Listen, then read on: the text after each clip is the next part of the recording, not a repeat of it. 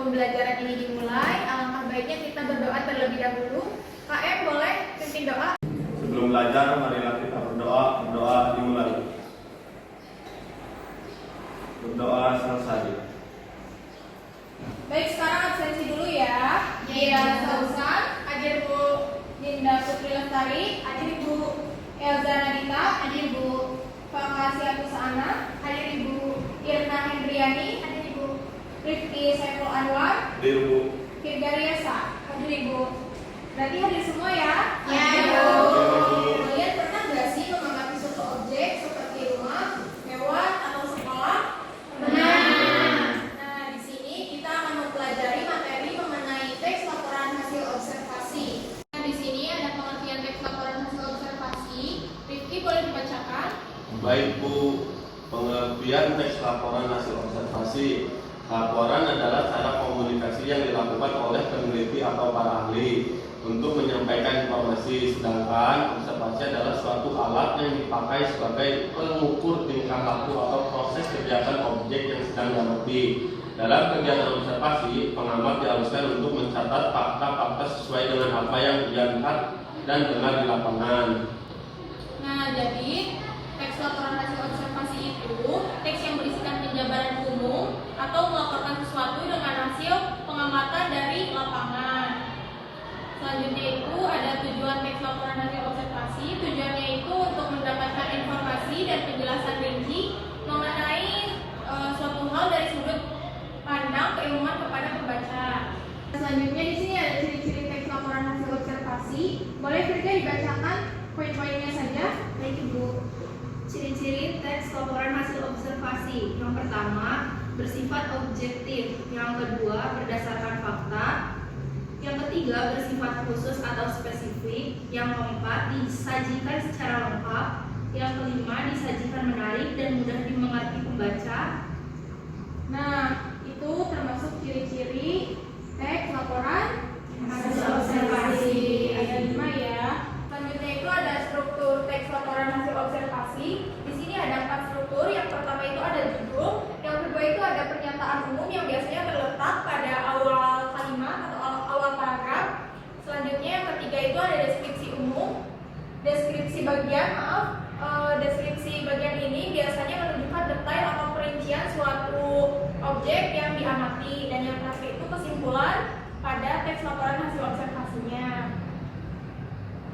Nah, di sini itu terdapat contoh teks laporan hasil observasi. Kalian tinggal tentukan informasi apa saja yang terdapat di dalamnya dan tentukan strukturnya. Ini Ibu akan bagikan LKPD-nya yang untuk kalian kerjakan.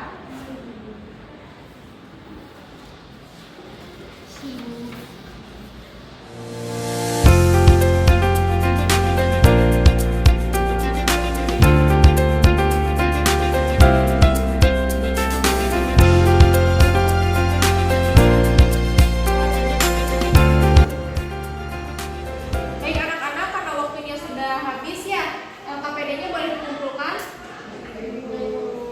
Nanti pekan depan kita akan membuat kelompok. Satu kelompoknya itu terdiri dari 2 atau 3 orang. Kita akan melakukan observasi di lingkungan sekolah. Saya cukupkan sampai di sini pertemuan kali ini. Kita ucapkan hamdalah bersama-sama. Alhamdulillah.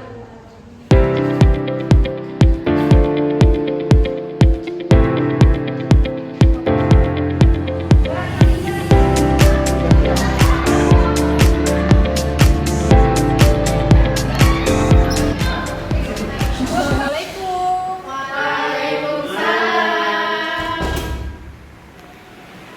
Baik, sebelum pembelajaran kali ini dimulai, alangkah baiknya kita berdoa terlebih dahulu. KM boleh pimpin doanya? Baik Ibu.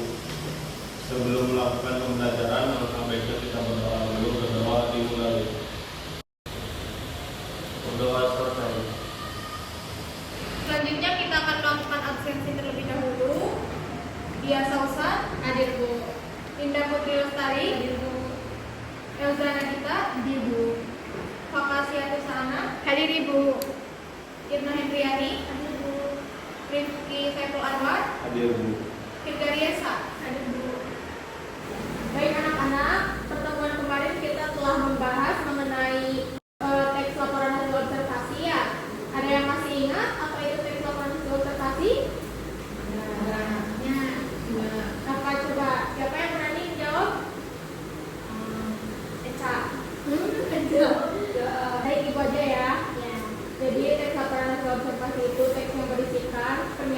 umum atau melaporkan sesuatu sesuai dengan hasil pengamatan dari lapangan.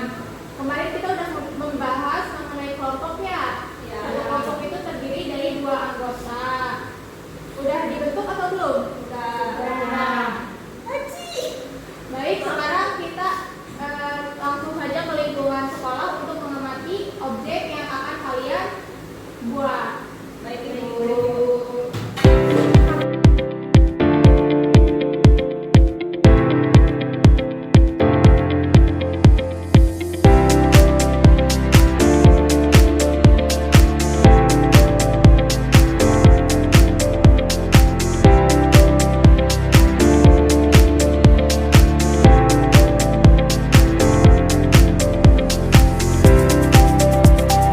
Sudah kumpul semua anak-anak? Sudah. Baik, gimana tadi mengamati objek di sekitar sekolah ini? Seru banget. Seru ya. Sekarang tugas kalian berkelompok menyusun teks laporan hasil observasi dari objek yang telah kalian amati. Baik, Ibu.